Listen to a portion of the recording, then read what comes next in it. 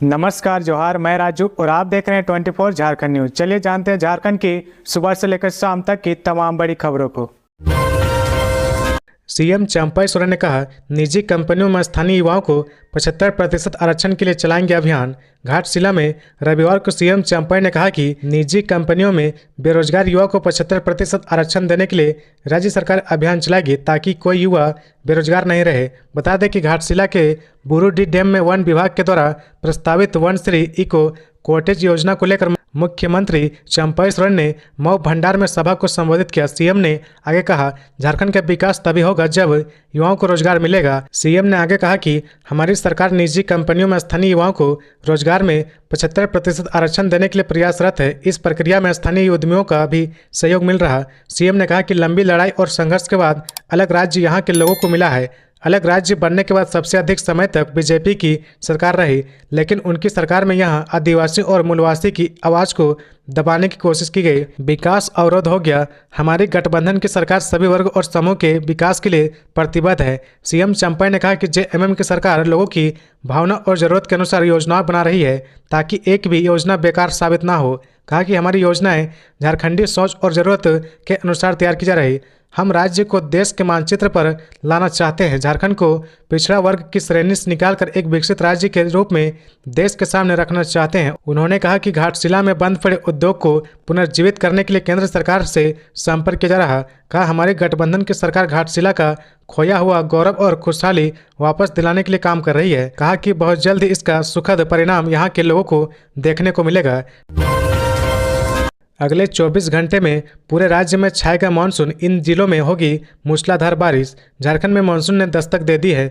बीते 24 घंटे में राज्य के कई इलाकों में बारिश हुई। वहीं अब अगले 24 घंटे में राज्य में मानसून जोर पकड़ने वाला है। मौसम विभाग के अनुसार अगले 24 घंटे में राज्य के मानसून एक्टिव हो जाएगा। मौसम विभाग ने 24 जून को राज्य के कई हिस्सों में तेज हवा के साथ बारिश की संभावना जताई है। इसके अलावा 25 और 26 जून को संथाल परगना के जिलों और रांची सहित आसपास के इलाके में भी भारी बारिश को लेकर अलर्ट जारी किया गया है। बता दें कि 26 जून को राजधानी और आसपास के इलाकों में भी कई स्थानों पर भारी बारिश को लेकर येलो अलर्ट जारी किया गया है। गौरतलब है कि झारखंड में दक्षिणी पश्चिमी मानसून ने साहिबगंज और पाकुड़ के रास्ते दस्तक दी है। संथाल परगना के साहिबगंज और पाकुड़ में मानसून की पहली बारिश शुक्रवार को हुई। बारिश होने की वजह से गर्मी से लोगों को बड़ी राहत मिली है। वहीं राजधानी रांची समेत कई जिलों में पिछले 2 दिनों से मौसम खुशनुमा बना हुआ है और जहां प्री मानसून की बारिश हो रही। बता दें कि मानसून अभी संथाल परगना के इलाके में ही सक्रिय है। जब सक्रिय मानसून कोल्हन के इलाके में प्रवेश करेगा तब अच्छी बारिश हो सकती है। जामताड़ा उत्पाद विभाग ने नकली शराब फैक्ट्री का किया भांडाफोड़। हजारों लीटर शराब जब्त, 3 लोग धराए।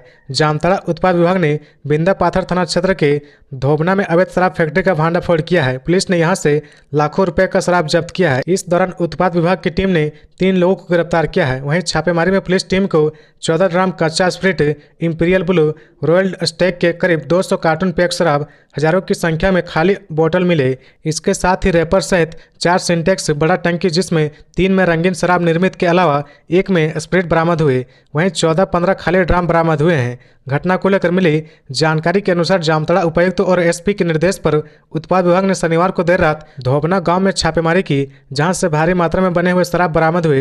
विभाग के अधिकारी भी कुछ देर के लिए सकते में पड़ गए। नकली विदेशी शराब की इतनी बड़ी फैक्ट्री सालों से चल रही थी और पुलिस को इसकी भनक तक नहीं थी। यह अब तक का सबसे बड़ा नकली शराब फैक्ट्री का भांडाफोड़ बताया जाता है। जानकारी के अनुसार यहां पर बनाए जा रहे शराब बिहार के बांका, भागलपुर, जमुई, मोकामा सहित कई जिलों में सप्लाई किए जाते थे। अवैध नकली शराब फैक्ट्री जो सालों से चल रहा था और इसकी जानकारी नहीं थी। सबसे बड़ी सवाल अब यह उठ रही कि इतनी बड़ी नकली शराब की फैक्ट्री बिंदा पाथर थाना क्षेत्र में चल रही थी, लेकिन पुलिस एवं उत्पाद विभाग को इसकी भनक तक नहीं थी। इससे प्रतीत होता है कि कहीं न कहीं पुलिस की मिलीभगत से इतनी बड़ी नकली शराब की फैक्ट्री चल रही थी।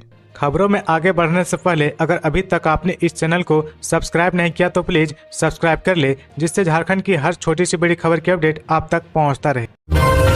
नीट पेपर लीक की होगी सीबीआई जांच। आरोपियों को नार्को टेस्ट की तैयारी में बिहार पुलिस।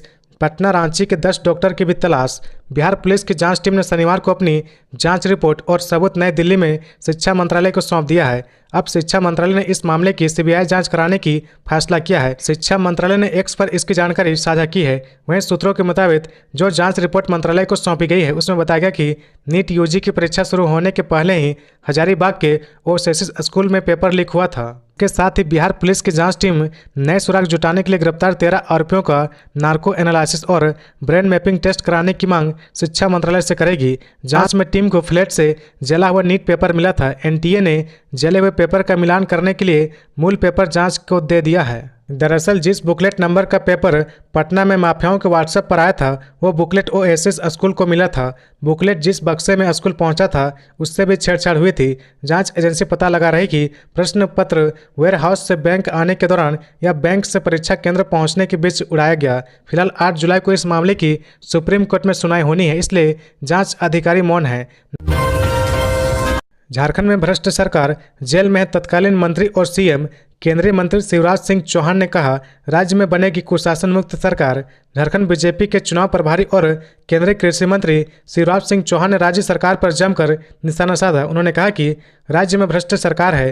तत्कालीन सीएम हेमंत सोरेन और एक मंत्री भ्रष्टाचार के आरोप में जेल में बंद है। शिवराज सिंह चौहान ने रविवार को झारखंड बीजेपी के पदाधिकारियों के साथ बैठक की। बैठक में आगामी विधानसभा चुनाव को लेकर रणनीति तैयार की गई। इसके साथ ही बूथ स्तर पर संगठन को मजबूत करने पर विचार विमर्श किया गया। बैठक में प्रदेश अध्यक्ष बाबूलाल मरांडी के साथ साथ चुनाव सह प्रभारी और असम के सीएम हेमंत बिस्वा शर्मा उपस्थित रहे। बैठक के बाद प्रेस कॉन्फ्रेंस को संबोधित करते हुए शिवराज सिंह चौहान ने कहा कि राज्य सरकार ने अपना कोई वादा पूरा नहीं किया है। महागठबंधन सरकार ने वादा किया था कि नौकरी नहीं देंगे तो बेरोजगारी भत्ता देंगे, लेकिन बेरोजगारी भत्ता भी नहीं दिया जा रहा। झारखंड में बालू, कोयला और खनिज पदार्थ की लूट मची है। गौ तस्करी, ट्रांसफर पोस्टिंग का खेल चल रहा। झारखंड तबाही की ओर जा रहा, लेकिन इस तबाही से राज्य को बीजेपी बचाएगी। शिवराज सिंह चौहान ने आगे कहा आगामी विधानसभा चुनाव को लेकर पार्टी के पदाधिकारी और कार्यकर्ताओं ने तैयारी शुरू कर दी है। झारखंड में भारतीय जनता पार्टी की सरकार बनाएंगे और राज्य को कुशासन से मुक्त कराएंगे। उन्होंने कहा कि झारखंड की पूरी टीम बाबूलाल मरांडी के नेतृत्व में काम करेगी। कार्यकर्ताओं में जीत को लेकर आत्मविश्वास दिख रहा। धनबाद पुलिस ने लूट कांड का किया उद्भेदन। लूट के सामान के साथ 2 अपराधी गिरफ्तार। बीसीसीएल वर्कशॉप में लाखों की लूट मामले का धनबाद पुलिस ने खुलासा कर दिया है। पुलिस ने लूट के मामले में 2 अपराधियों को गिरफ्तार कर लिया है। गिरफ्तार अपराधियों में कसीम अंसारी और अजमत अंसारी शामिल है। वर्कशॉप से लूटी गई लाखों की कीमती सामग्री भी पुलिस ने अपराधियों के पास से बरामद किया है। गिरफ्तार अपराधियों से पूछताछ के बाद न्यायिक हिरासत में जेल भेज दिया गया है। बाघमारा एसडीपीओ आनंद ज्योति मिंज ने प्रेस कॉन्फ्रेंस कर विस्तार से जानकारी दी है। एसडीपीओ ने बताया कि 19 जून की रात्रि अंगार पथरा ओपी क्षेत्र में संचालित बीसीसीएल एरिया 4 के अंगार पथरा वर्कशॉप में लूट की घटना को अंजाम दिया गया था। हथियारबंद अपराधियों ने वर्कशॉप में घुसकर कोल कर्मियों के साथ मारपीट कर बंधक बना लिया था और लाखों का सामान लूट लिया था। शिकायत मिलने के बाद पुलिस एफआईआर दर्ज कर कांड के उद्भेदन के लिए एक विशेष टीम की गठित की गई। गुप्त सूचना के आधार पर पुलिस टीम ने जोगता थाना क्षेत्र में छापेमारी की और 2 अपराधियों को गिरफ्तार कर लिया। दोनों अपराधियों की निशानदेही पर लूट की सामग्री बरामद कर ली गई। वर्कशॉप में लगे सीसीटीवी कैमरे की मदद से लूट की घटना में शामिल अन्य अपराधियों की भी शिनाख्त की जा चुकी है। एसडीपीओ ने कहा कि जल्द ही अन्य अपराधी भी पुलिस की गिरफ्त में होंगे। वहीं गिरफ्तार अपराधी कसीम और अमजद की निशानदेही पर लूटी गई 12 बैटरी, डायनेमो, रेडी वाटर और अन्य सामान बरामद किया गया है। लोहरदगा में हाथियों के झुंड ने जमकर मचाया उत्पात। खदेड़ने के दौरान छात्र की कुआं में गिरने से मौत। लोहरदगा के कुड्डू प्रखंड में स्थित इटरा गांव में हाथियों के झुंड ने शनिवार रात जमकर उत्पात मचाया, जिससे खदेड़ने के दौरान गांव के ही एक स्कूली छात्र उमेश उरांव कुआं में गिर गया, जिससे उसकी मौत हो गई। इसके बाद ग्रामीणों ने इसकी सूचना पुलिस को दी। पुलिस ने शव को अपने कब्जे में लेकर पोस्टमार्टम के लिए भेज दिया। पुलिस की टीम फिलहाल मामले की जांच कर रही। जानकारी के अनुसार बीते कुछ दिनों से हाथियों का झुंड लोहरदगा के कुड्डू प्रखंड के विभिन्न गांवों में भ्रमण कर रहा। शनिवार देर रात हाथियों का एक झुंड अचानक इटरा गांव आधम का गांव में प्रवेश करने के साथ ही हाथियों ने 2 मकानों को ध्वस्त कर दिया। हाथियों को तांडव मचाता देख ग्रामीण ने हाथियों को मसाल लेकर खदेड़ना शुरू कर दिया। ग्रामीण की भीड़ को देख हाथियों का झुंड भागने लगा। भागते भागते वे जिंगी कोयल नदी पहुंच गए। इसके बाद वे एडादोन गांव की ओर मुड़ गए। इस दौरान हाथियों के झुंड से अलग होकर एक हाथी आक्रोशित होकर अचानक हमला करने के लिए भीड़ के पीछे दौड़ पड़ा। इस वजह से ग्रामीण डरकर इधर उधर भागने लगे। ग्रामीणों की उस भीड़ में उमेश नाम का एक छात्र भी था, जो भागने के दौरान गांव के एक खेत किनारे स्थित कुआं में गिर गया, जिसमें डूबकर उसकी मौत हो गई। भागते समय किसी को भी उसका ख्याल नहीं आया। सुबह जब वह घर नहीं लौटा तो परिजनों को उसकी चिंता होने लगी। इसके बाद उसके परिवार वालों ने इसकी जानकारी आसपास के रहने वाले लोगों को दी।